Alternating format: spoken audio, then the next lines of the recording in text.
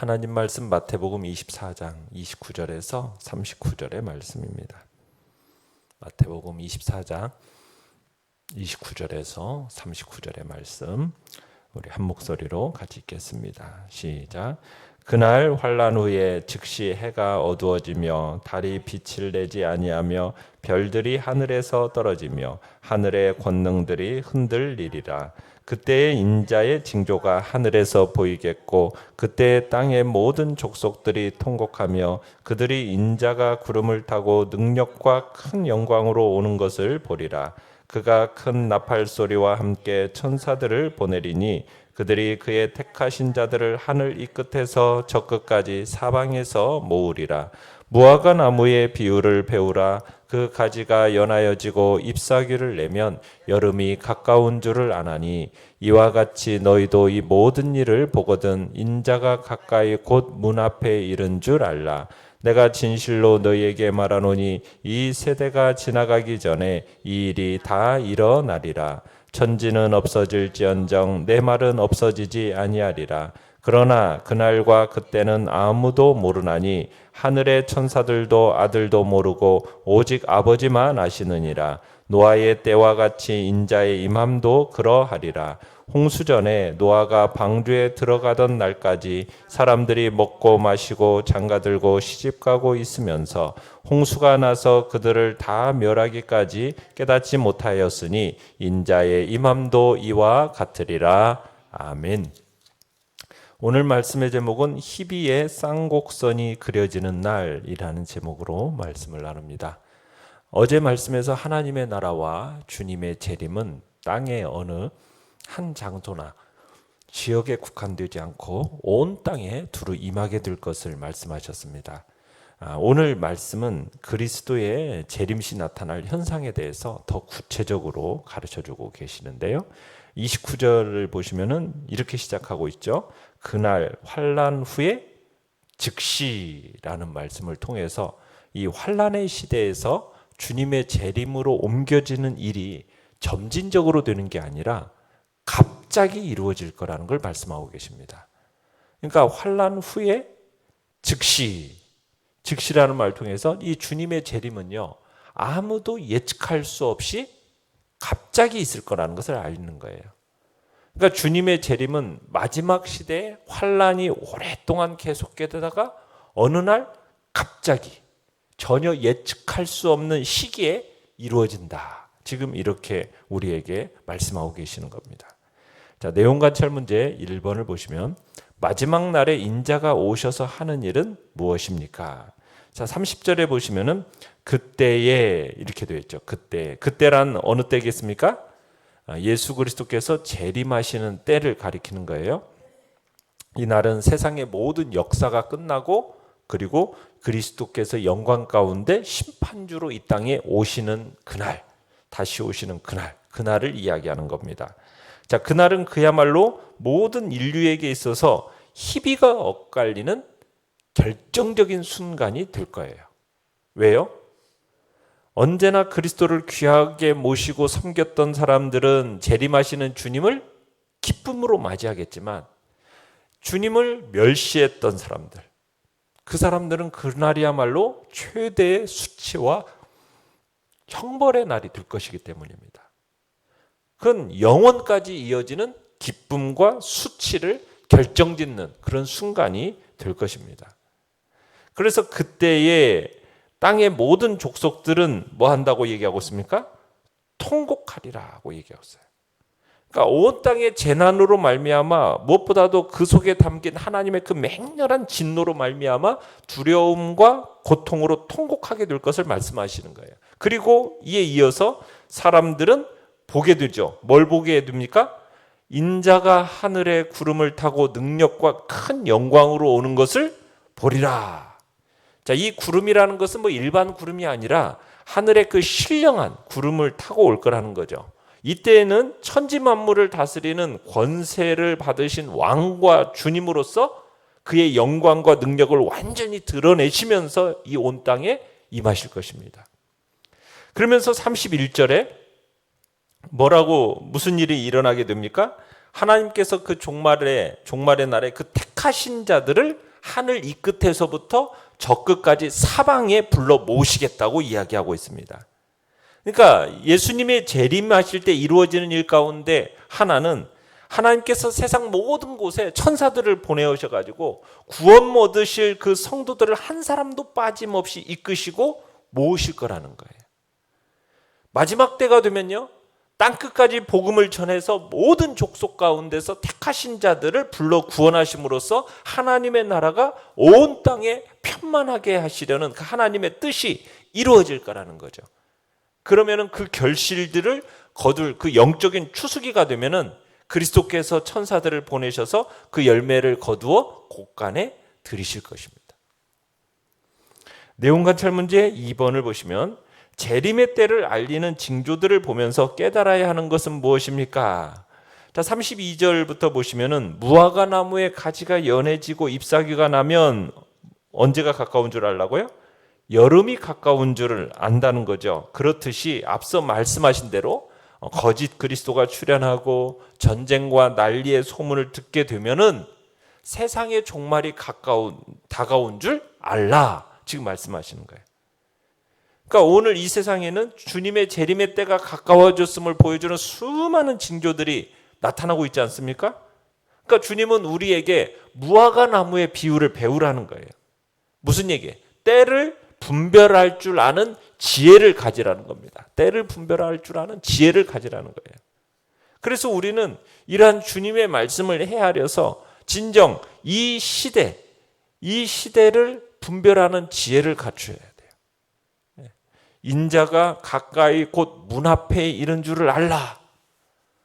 지금 우리의 시대를 보면서 진짜 말세구나.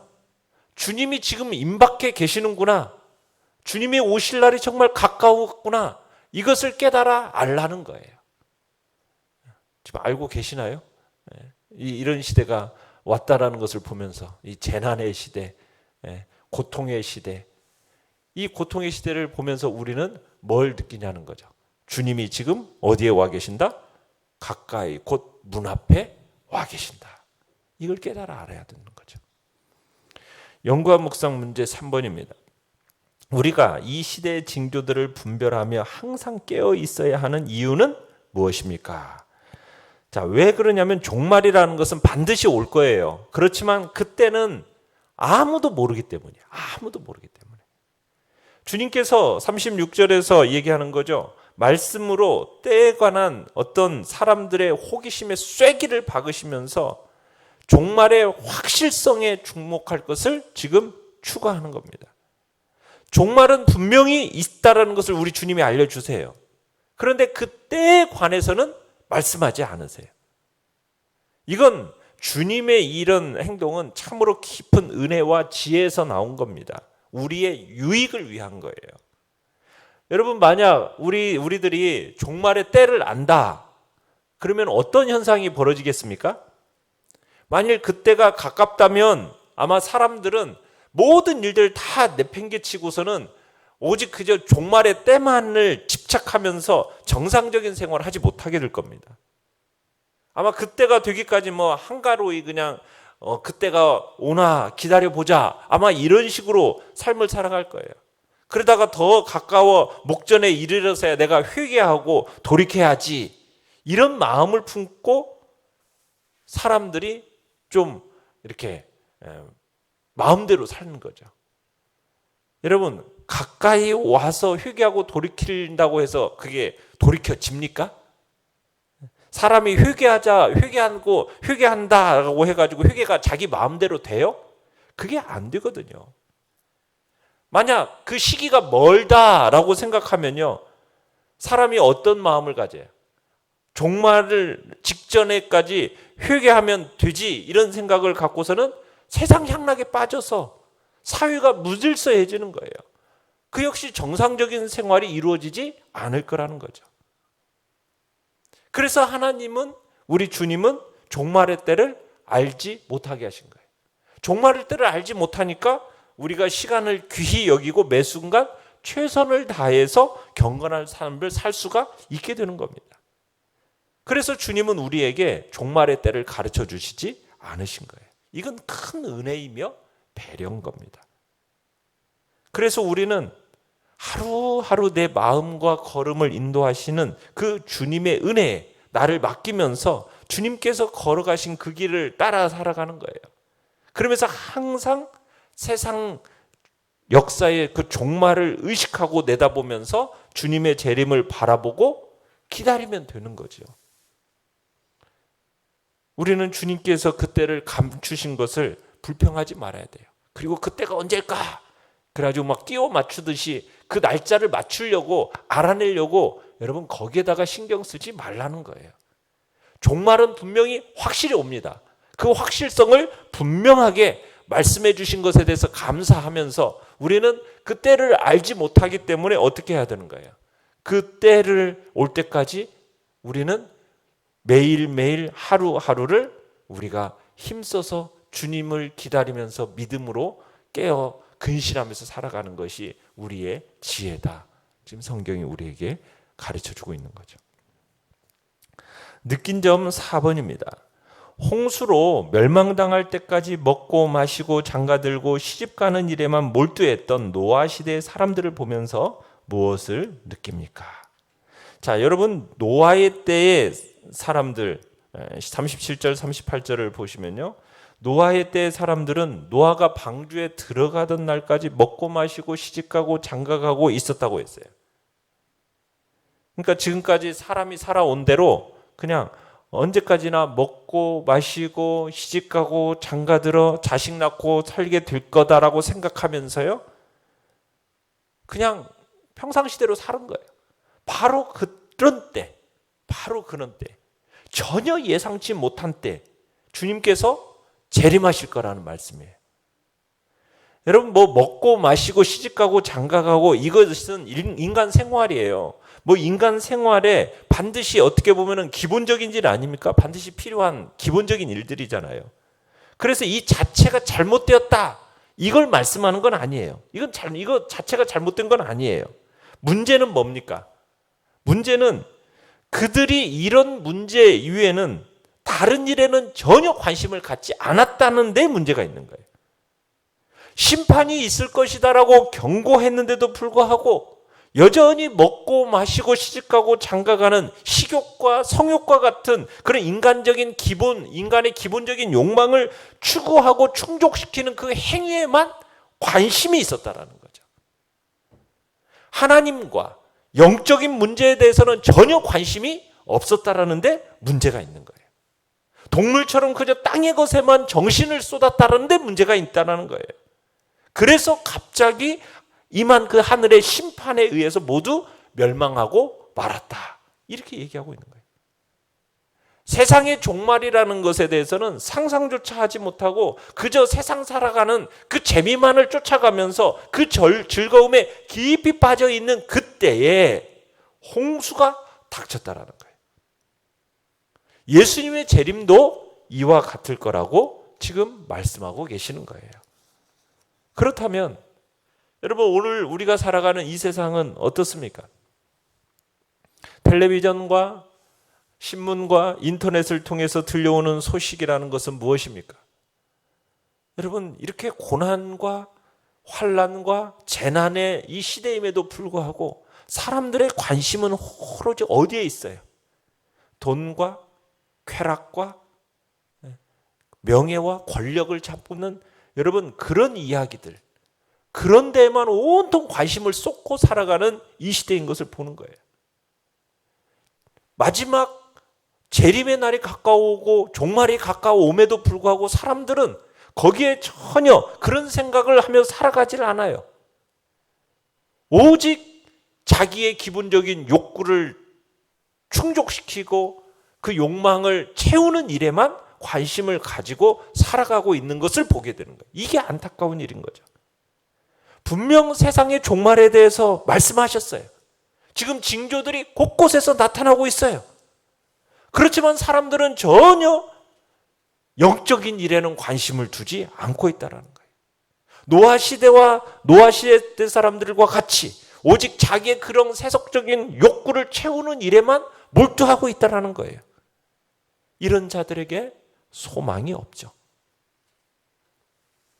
그들은 하나님의 심판의 날에 순식간에 그 하나님의 날의 심판의 날에 순식간에 임할 때 다 멸망해서 영원한 지옥에 떨어지게 될 거라는 거예요. 그러기에 우리는 성실하게 땅의 것을 위해서 일하고 살아야죠. 그러나 땅의 것만 바라보며 살아가는 사람이 되어서는 안 된다는 얘기입니다. 우리는 하나님의 백성답게 정말 하늘의 것, 신령한 것, 그것을 바라볼 줄 알아야 하겠습니다. 그것이 정말 하늘의 심판을 준비하는 삶을 살아가는 것이요. 그럼으로써 정말 물로 세상을 심판할 때 구원받았던 노아처럼 이제 불의 심판이 있을 것인데 그 불의 심판에서 구원의 은혜를 입는 그런 복된 성도들이 모두 다 되시기를 간절히 축원합니다. 결단과 적용 5번입니다. 천지는 없어질지언정 주님의 말씀은 없어지지 않습니다. 나는 종말에 관해 주님이 말씀하신 모든 것이 분명히 이루어지리라 믿습니까? 예수님께서 마지막 시대에 이런 일이 일어나고서야 종말을 맞게 될 거라는 말씀, 사실임을 우리들이 기억하고 이런 일을 반드시 일어날 것이고 지금 일어나고 있죠. 주님의 재림, 심판 반드시 일어날 것이기에 우리 깨어 준비하는 삶을 살아야 하겠습니다. 오늘의 기도 같이 읽겠습니다. 시작. 썩어 없어질 세상에 취하지 않고 영원하신 하나님의 말씀에 민감하게 반응하며 살게 하소서. 아멘. 말씀을 생각하면서 기도하시고요. 연약한 우리의 지체들을 위해서 기도해 주시기 바랍니다. 코로나 시대 속에서 하나님의 긍휼하심과 자비하심이 우리 가운데 나타나게 해달라고 또 공사들이 잘 진행되어지는 은혜가 있도록 또 위해서 기도해 주시기 바랍니다. 주여, 우리